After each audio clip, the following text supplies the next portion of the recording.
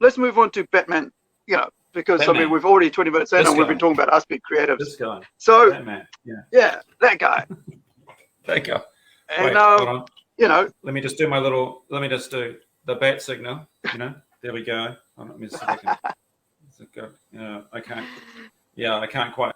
I was trying to hopefully project it on my face, but it's not really working. So, never mind. Yeah. So this is we're going to do the Batman, kind of like Batman hour, same bat channel, same bat time. Yeah. Yeah. So the latest, I mean, yeah. So the latest is this addition to my, to my collection of Batmobiles. And so this year I decided that I was just going to get 5 Batmobiles, and off and on buy some variant covers and stuff. And so, one of the oldest ones I bought myself was this one here. Oh, excellent. That's a 89 one, isn't it? Something like that. Yeah. So this is when I first got into. No, it's not 89. It's 2000 and. Oh, okay. Batman Begins. No, it's not Batman Begins. It's 92. I think so. No, 2000. It must be around 2002, 3. And where? Right. It's got the sidearms. Whoops. Oh yeah. Come this way. Yeah, so it's got the sidearms, buttons pop in. And it's got lights, I think, as well, or something like that. It shoots it out. Does he kill people? Right? Does he kill people in that movie? Does he kill people in that movie? I don't. Well, I mean, that you and I both know Batman never kills. Yeah. But he did let. In the movies, it seems he sprays fire indiscriminately. Yeah. He shoots people indiscriminately, or shoots up buildings, or I don't really like it, but that's what's happening. Yeah. Yeah. I found this one as well. Oh yeah. And I think it's supposed like to shoot out a disc or something, but I'm not sure. So it's got a little button on top. It looks a bit like the car from 1970. It had sort of a Ford Capri kind of slick back. Yeah, it's the same shape. It's a bit sort of more overdone than the comic book, but similar shape, I think. This is I think this is from the Batman animation. Right. The Batman. Oh yeah. And that was. Are you talking about the 90s series? Yeah, I think it's that one. It's the one that looks more like a 1950s sort of like, or 40s. Yeah. I mean that art style. That series, that's a good show. That series, the animated series was. I mean, I've thanks to my son Ashwin and me, like I've seen a lot of superhero animation now, and I mean that was probably the best superhero animated show that I've seen. The Superman one was good too, because it drew on the scripts and the plots of people like Denny O'Neil and Steve Englehart and Miller and all that sort of stuff. It was really grounded in those stories, and they got comics people to write some of the scripts as well. It was ostensibly a show animation, you think kids and stuff, but actually there are a lot of scripts in there that would appeal to adults, and I can understand why it's got such a strong showing. It's really hard to get now. Like I got a full set of that show on DVD a few years ago, but now when you try to get it with the way DVD distribution is in New Zealand, it's really difficult to get. So it really made an impression on me. It's just some really strong episodes. I don't know if they did my all-time favorite Batman story, Night of the Stalker. They might have, but it's like there's a lot of debate, now about the way that. I think I'm going to write this down because, I mean, like you've been reading Batman for about 50 years, and I'm like since like maybe 20 years. Quite worrying, really. And so me coming into Batman, oh gosh, I can't even remember the hardcover book now. But it was the Nightfall. Yeah, the Grey Record, Nightfall. Got a fall of the earthquake. It was like Gotham's cut off from the world. They're blown. The army's there. They're blown. They put up a wall on the bridge, so the Gothamites can't get out. All the criminals have just converged on Gotham because they're like, yeah, we're going to take our piece of Gotham now, you know. And whereas Batman, I think Batman at that time was overseas somewhere, and he had to get himself back into Gotham because there was an earthquake, and you know, it just wrecked the infrastructure, and that was crazy. And so 2006-08, Batman 608 is when I got into it, and I think it just come out or had finished that series with Jim Lee on art and the cover. And I think I've got the cover here because it's still, you know, after all this time I've kept it. And let me see somewhere. Was that this one? Was that Court of the Owls era? Yeah. No. Court of the Owls is like 2002ish. Or maybe no, 2010, I think. So this is whoops, sorry. So this is 608, and this is my first one. Batman album 33, which is a album 33, which is a black and white Australian reprint, 1975. So, what was it about that? You know, seeing.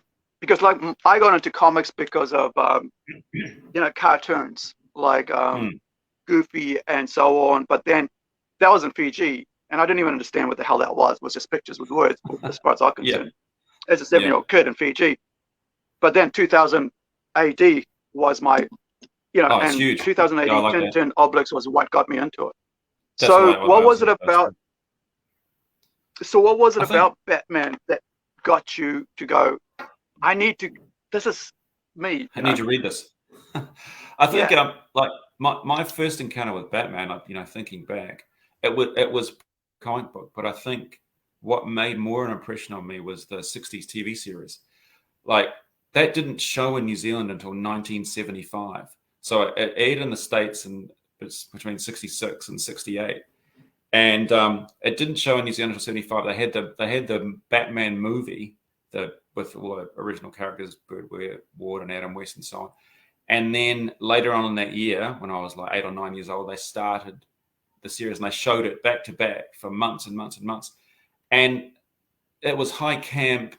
It was funny, and I didn't like it being funny because I thought Batman should be serious. And then I went to, you know, the Wellington Railway Station bookstore and bought Batman here. And this is 1975. It's probably reprinting stories from that year as well.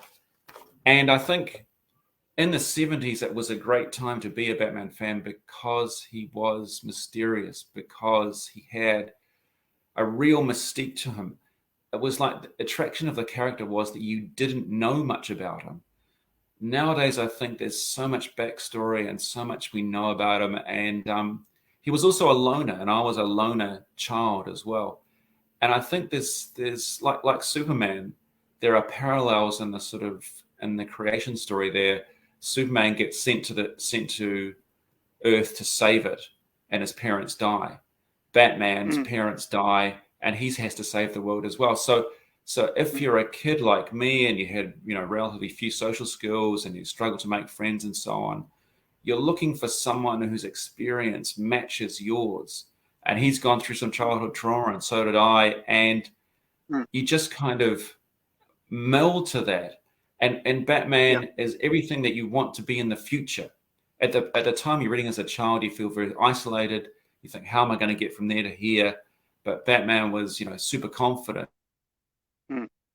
He was very intelligent, he used his detective skills, and he was very strong, not only physically, but in himself. And so if you're imagining a future for yourself as a child, which is more positive than the one you were in, that's the kind of future that I imagined for myself. And of course now, you know, thanks to the help of family, friends, divine, whatever, like I've made that, I've created myself like we all do, right? So I think in that way, that's how I came to it. And in that story here in Tip Top 120, or the original is the cover's fallen off it now, Detective 439, which is like 1974. Everything about the Batman that I love is on display. All that intelligence, all that mystique, all that sense of menace and fear that he brings to to the criminals he faces. But like I said in my little post on Facebook, the greatest moment of that comic or that story, which is my favorite story of all time, is not the brawn, is not the intelligence or the muscle.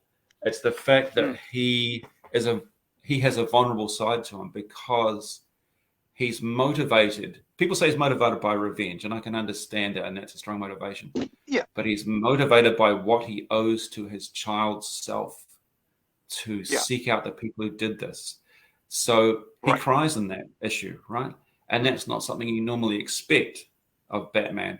But this is a multifaceted character, which has, and this is why he's hung around for so long, apart from selling pajamas for DC Comics, and other useless merchandise. He is someone that you can relate to because he's been through some of the. You and I haven't fought the Penguin, but we've been lonely, or we might have lost parents, or we might have had a very distant relationship with our parents, or we might not have been able to make friends because, as a comic book person, you might have some OCD, you might be on the spectrum, whatever. Comic book fans fill out those characteristics more than the average person does, right? So that's why I think I gravitated to him. And like I said, the 70s was a heyday. He just, they'd gone through that whole 60s period, the new look Batman with the yellow symbol rather than just the black emblem came in 1964, and now I have all of those. And then Denny O'Neil and that's it. And then Denny O'Neil and Secret of the Waiting Graves. I think it's Detective 398, 394. That was the old one, right? Yeah, that's it. With so this is the old symbol. Black symbol. This is from 148 June, whatever year that is from, but 148. Probably, so then you've got that would be about 1962. Yep. Yeah. And this is 80s, I think that one. 343. Yeah. Yeah, 343. Yeah, so Denny O'Neil and Julia Schwartz got together after the high camp era, where they'd sold millions of copies. Then the TV series goes, and Denny O'Neil with Neil Adams, and Julia Schwartz, they reinvent the character to be the creature of the night. That is the Batman that we know and love, that has survived all these years until now. And they did things like in Brave and the Bold, because there was in those days there was Batman, there was Detective, there was Brave and the Bold, so 3 titles. Now there's about 12 titles that DC's putting out from Batman. Not all of which are very good, right? But Bob Haney set all of it. Yeah, that's it. Brave and the Bold. Yep. No, I think I've ordered that. That one's coming from me. Bob Haney had set all his stories during the daytime, and I love Bob Haney because he's just such a wild, crazy ass writer. He just puts shit up, and it's just, it's hilarious. Doesn't give a fuck about continuity. He just he just like does anything he wants, right? But he set all his stories during the daytime, and so Neil Adams is working with Denny O'Neil trying to make Creature of the Night. So Denny O'Neil shifts the locale to the night, and Bob Haney gets the script back and said, "What the hell, Neil? I set this during the day." But they moved the character to the Creature of the Night, and again, with later artists like Irv Novick and so on, the feel, the atmosphere of Batman is what is the most important thing. The plot lesson, you've got to enter into a world where you feel something other to yourself, where you feel on edge when you read the story. A lot of Batman, since then, and some of the modern stuff, they just don't understand the character properly. They really don't. And I feel like I'm reading Batman Night at the moment, right? So I don't have an issue here. I should have got that by Chip Zdarsky, because I think Chip Zdarsky's Daredevil is fantastic. Shane at the comic shop in Wellington recommended it to me, so I got back into it. But at the moment, Batman Night is like a try-out book for Chip Zdarsky. It's a series of cliches. He's just writing what everyone else has done. It's like they've said to him, when you take over from the current writer who used to write The Flash, you'll be good enough to do Batman. And it's just like he's just not quite getting the character. I think sometimes when Marvel writers transition to DC characters, they try to write them as Marvel characters, and DC characters are much different than Marvel. Marvel is all real world, ground level. DC is another world. It's cosmic. I think Marvel fans gravitate to Batman the most because he's most like the Marvel characters because he's down there. But he's still a mythic creature, you know. Even though he's fighting with his wits and he hasn't got any superpowers, Marvel to how to write DC characters, and probably vice versa. And Marvel fans, you know, real hardcore Marvel zombies, just don't understand the appeal of DC because they've never thought about it properly. So I think you know, and then there's Tom King who did some Batman. Miller and hold on. So I mean, like, well, I was the a appeal for Marvel Batman. zombie. All those things. Was it? Yeah. So I was a Marvel zombie up till 2023, right? I mean, 2013. 2003. 2003. Okay. So 2003, read Greg Rucka's book, read The Life and Death of Superman by, I think it might have been Peter David, the novel, like the thick novel of that thing. Okay, right. 1994? And, no. It might actually have not been, it might be Richard, you know, the guy who wrote the actual movie, I think. I'm not sure. Oh, okay. But anyway, so Life and Death of Superman and the one by Greg Rucka. So Marvel Zombie, reading everything to do with only, and here's the thing, only mutants, nothing else. Because X-Men. As a kid, like, you know, saying what you've said, I went through the similar things, right? Trauma, all that, away from family as a teenager in Auckland, amongst friends, and we drink every weekend. We work hard out for 5 days in a factory. Weekend, just get drunk, hang out, go skateboarding everywhere in Auckland. And then on payday, go into town, buy my $30 or $60 for the comics, go home all night, Friday night, read. Then the next day, go in, hang out with my mates and get drunk. You know, hard liquor, not beer, hard liquor, vodka, and so on. And, you know, screwdrivers, as they call them. And so, and then Sunday, recover from the friggin' hangover, if not, and then go back to work on Monday. So Marvel Zombie only bought that, right? Every Marvel mutant book I owned that was coming out every Wednesday, every week. $60, a lot of money those days, right? Oh yeah, a lot of money. Well, that's the cost of one comic book now. Yeah, $60 a comic now. Exactly, and back then you're like, I could get like about 10, maybe 12 to 15 books. I'd come home with a stack like that, right? Yeah, you know, that's an inch of comics that I could work through that night, and I just lock myself in the door. I'm in my room and just read. Fall asleep, wake up, and like, got to go to my mate's place, get drunk, go back, come back home. Sunday, stay in bed and read, recovering. But I mean, so come 2003, it's been 5 years since my comics with, you know, all my collection from a 4-year period ended up, you know, being in a fire. And that was like about, man, that's traumatic. About 2,000 comics. Like, and this, I'm talking about like X-Men, like going back on the most hard periods of X-Men.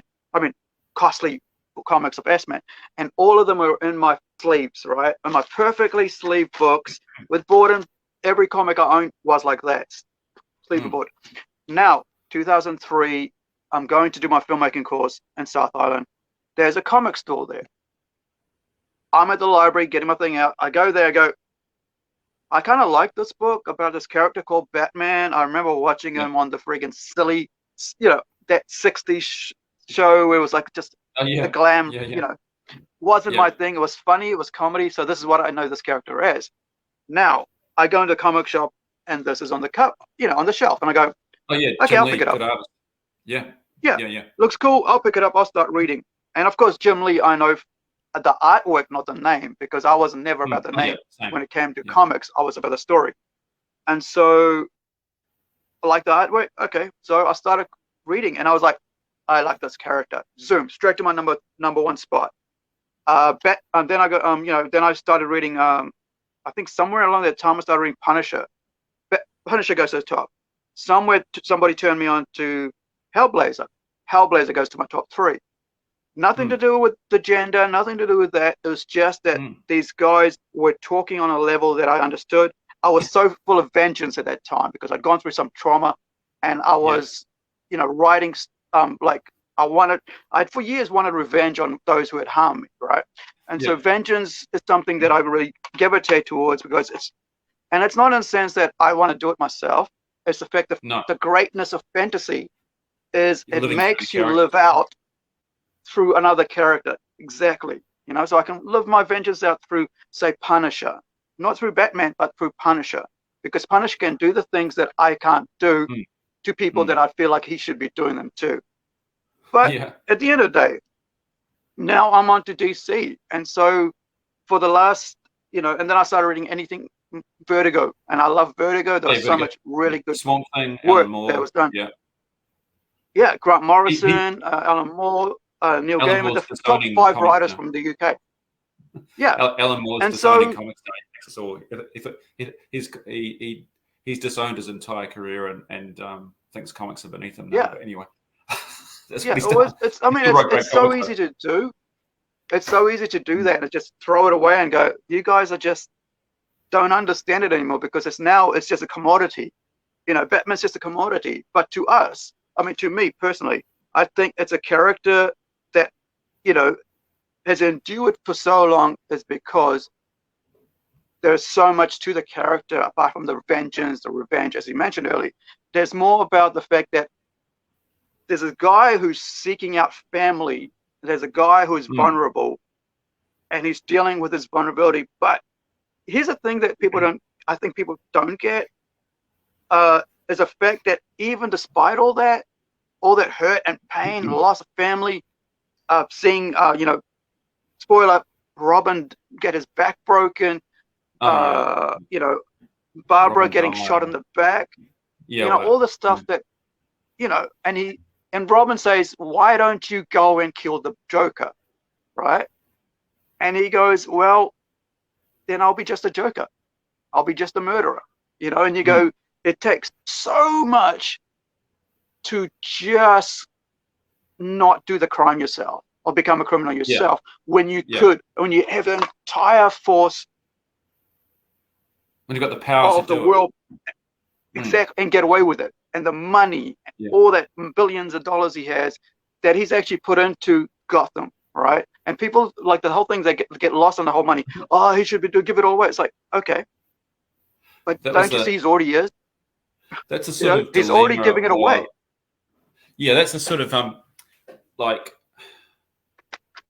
an individual or a community or a country or whatever. You have power to do certain things, but do you use that power? So like one of the more modern Batmans, which I really like, was the 3 Jokers, which came out because, of course, I think it's Red Robin who has to decide whether to. This is a spoiler, I think.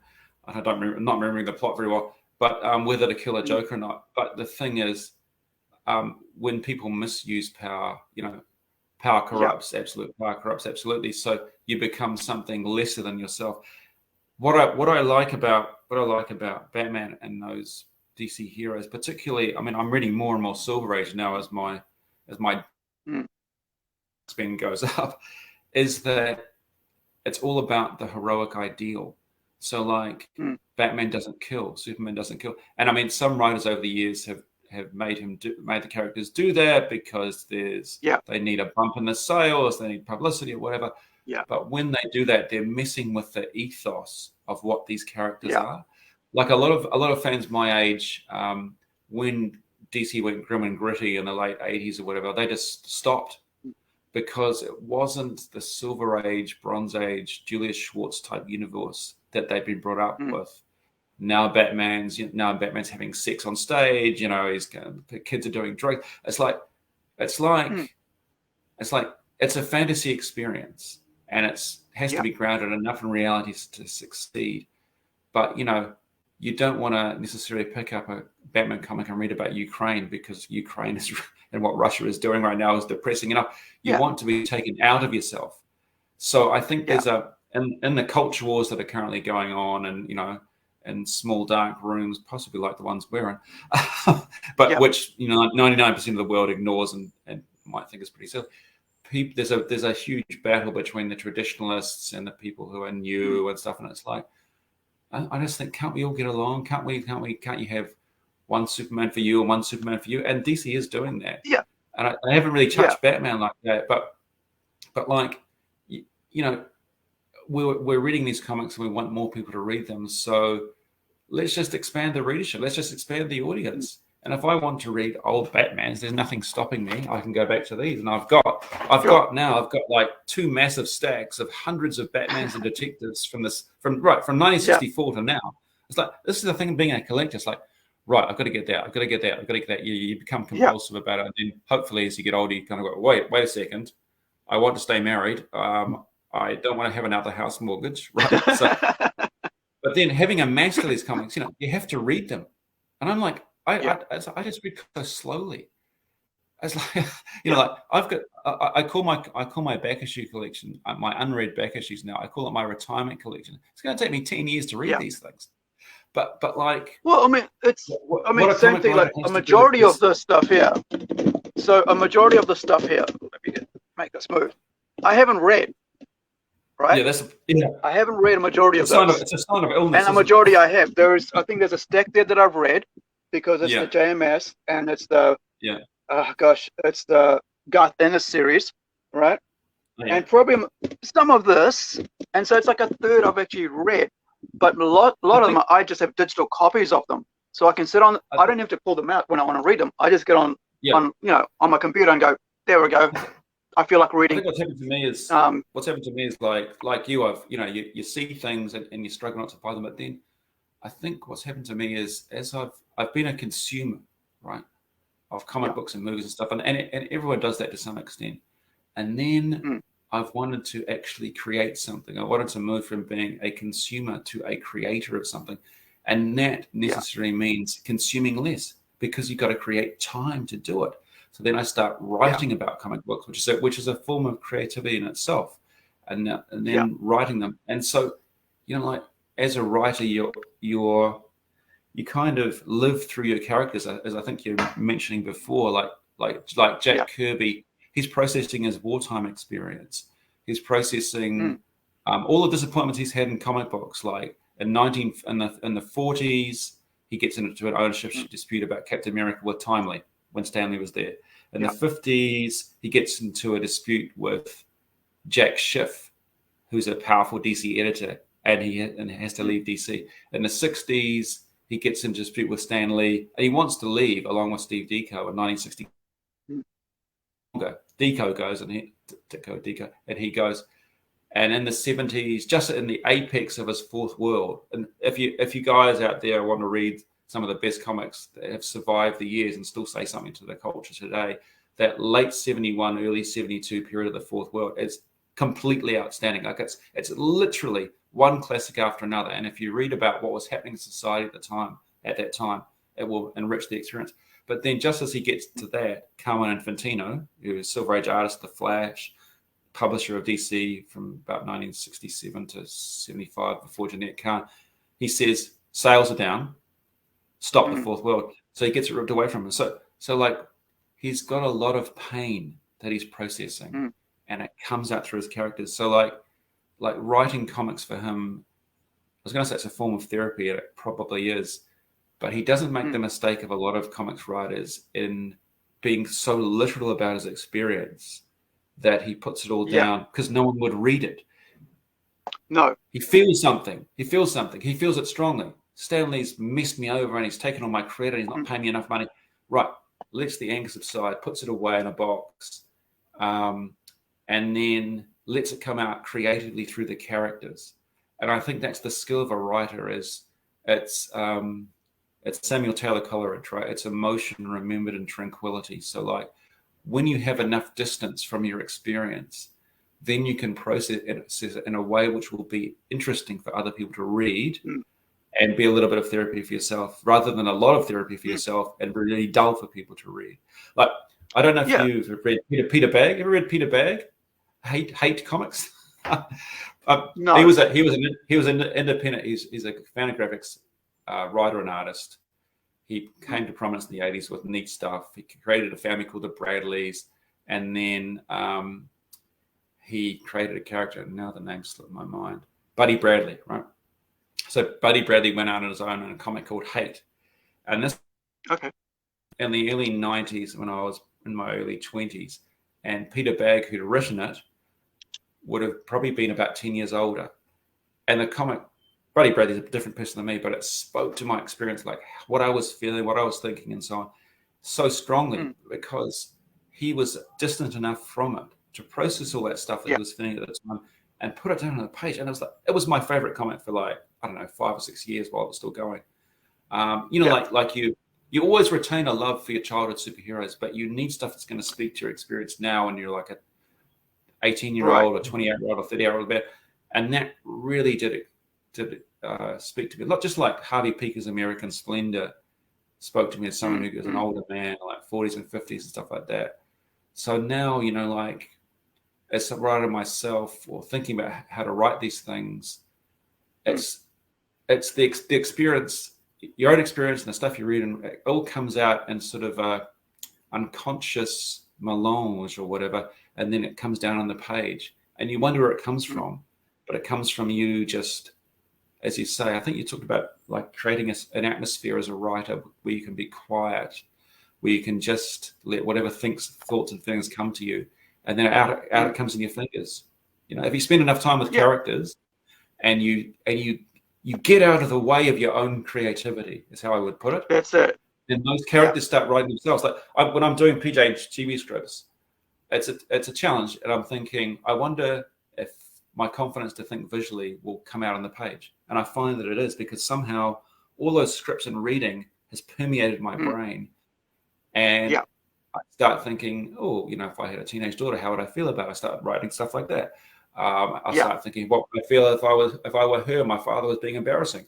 It's like, no, I'm not a girl, but I mean, but little bits of your come out. And if you get out of the way of your own process to create things, you will create good stuff if you've got talent. But if you're not aware enough, you won't. If you're going all about your literal revenge, you would never create good stuff. But when you get distance enough from it, that's when your good stuff comes out, because you're able to. You got a maturity now. You got a distance now. You can handle it, right? That's it. You got a perspective. You got a perspective now you didn't have in the unit.